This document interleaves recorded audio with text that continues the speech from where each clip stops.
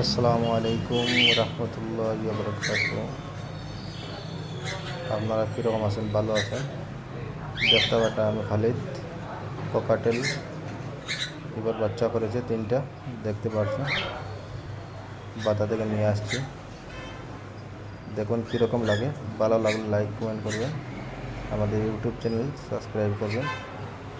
ভালো লাগলে দেখতে থাকুন পুরো ভিডিও।